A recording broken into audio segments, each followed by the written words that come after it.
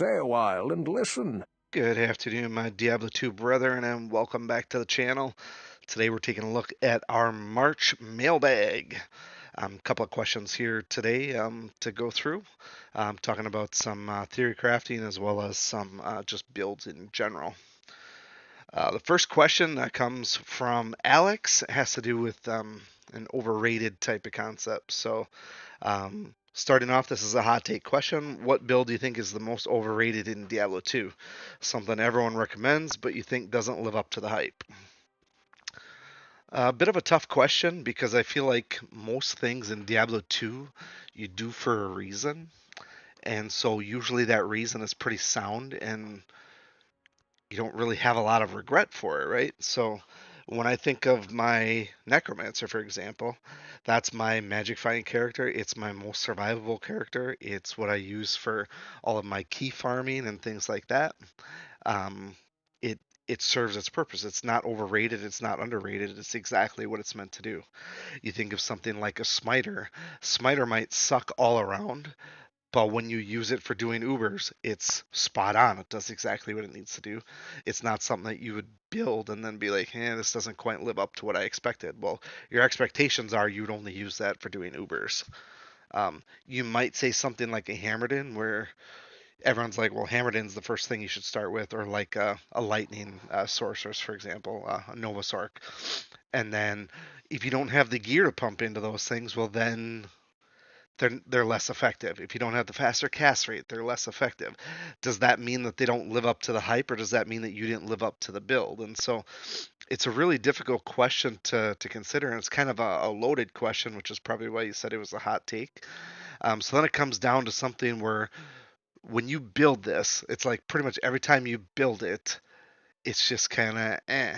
And so it's hard to really say that because a lot of people, when they do a build, they have a reason for it. So, like when I'm playing, if I find that one coveted piece of gear, for example, I'm just like everyone else. I find myself, let's just say, for example, a Bardix. If I find Bardix or two Bardix, I'm like, oh, well, now I have to make an assassin, martial arts assassin, right? I have to do that because it's the world is throwing me signs like that. So we have to think of ones that, even when you are considering hand-me-down gear and stuff that you've found already, you then go into the build and it's just like, wow, this was not what I was expecting, even with good gear. So there's two things that come to mind. They're probably both hot takes on my end. I don't know. I'll let you be the judge of that. The first one, it may seem contrary to what I suggested in previous videos, and that is the Javazon. I feel like the Javazon is great, um, but if you don't have the highest end gear, it can be a little bit lackluster in terms of what it does and how well it performs, as well as the attaching on the Infinity. So my experience with the Javazon was a little bit weak because I wasn't very good at using Infinity. I felt like I was always waiting for the Merc to catch up, and without Infinity, it's just not as good. And so you could kind of look at this in terms of what are you most likely to have or not have. You have the Infinity, and you have the Griffin's Eye. Sunder, everybody should have a Sunder, so that's not really a big deal. But between Griffins and Infinity, if you're missing one of those, it can be challenging, and so it can be underwhelming if you don't have the gear to back behind it. Um, just because, I mean, that's my thoughts on it. So that's one that's a little bit doesn't quite live up to the hype. As far as killing with good gear, it absolutely does live up to the hype. But I think in general, if you just thought one day, I want to make a Javazon, let's say you're playing self-found offline, I think you're going to be underwhelmed by how that goes for a long time. The other one is a little bit subjective. Now I can't really say with definitive, um, I guess, point of view because I haven't built one to its absolute nines, and that would be the Poison Necro. So using Poison Nova, I see them all the time in bail runs and such.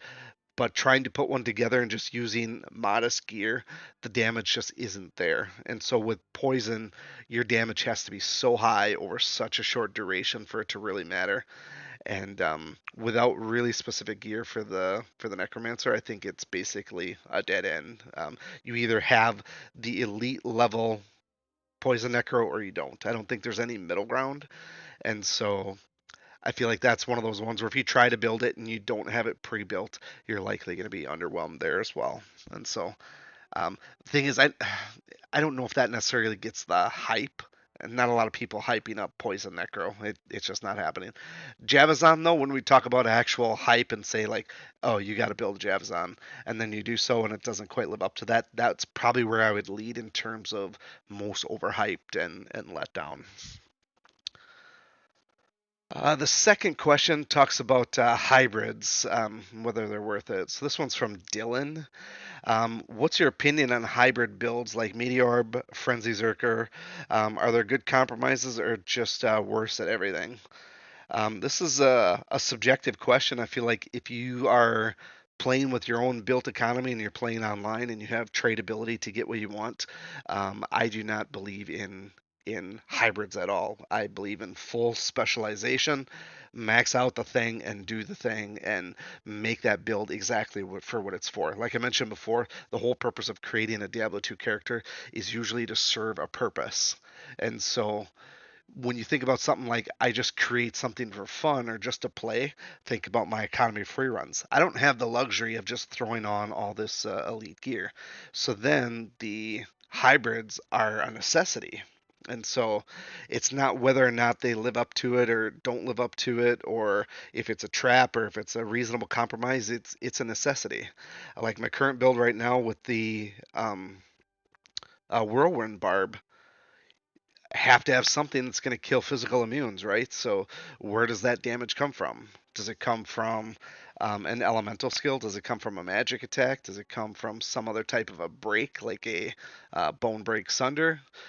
Those are things that you have to consider in there. Now, if I don't have those things, then I have a major problem with physical immune. For the sorcerer, splitting into two elements, if they're immune to fire, you have to have lightning or you have to have cold. There's no option around it other than to skip. And some guys you actually can't skip. So I don't feel like it's something where they're a trap. I think if you had all the gear that you wanted and you built a hybrid just for the sake of playing, I feel like it would be underwhelming, but it really wouldn't be a trap.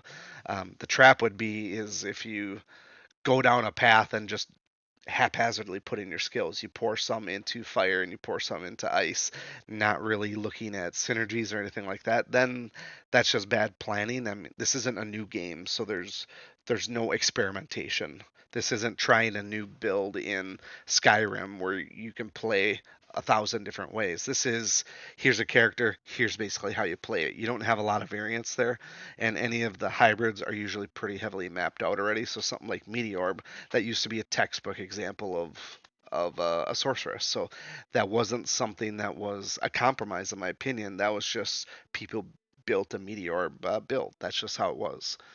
You don't see people doing dual specialization with a Hammerden, for example, be like, well, I'm going to do hammers, but I'm also going to specialize in Fists of the Heavens. You don't see that.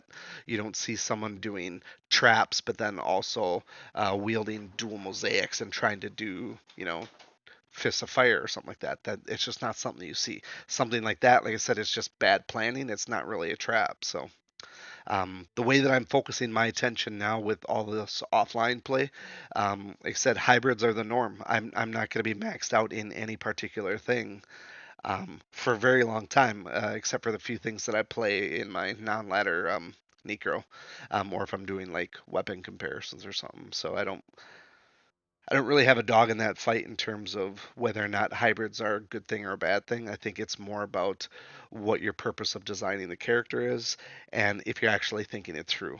If you're 6 years old and just clicking buttons and putting skills where they look cool, then you're obviously not doing it right anyways, and those are going to everything's going to suffer for it.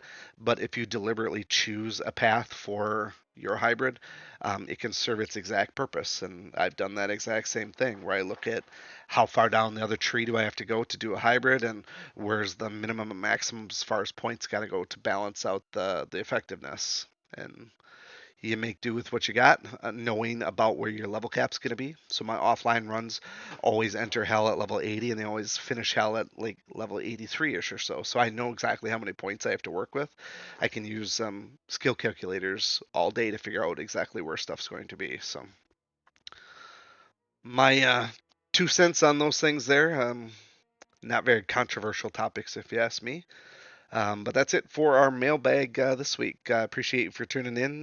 We'll get back to our economy free whirlwind, Barb, as soon as we can. So we'll do this one here, um, and then we'll revisit. So appreciate it. Taro doing. Hail to you, champion. Bye bye.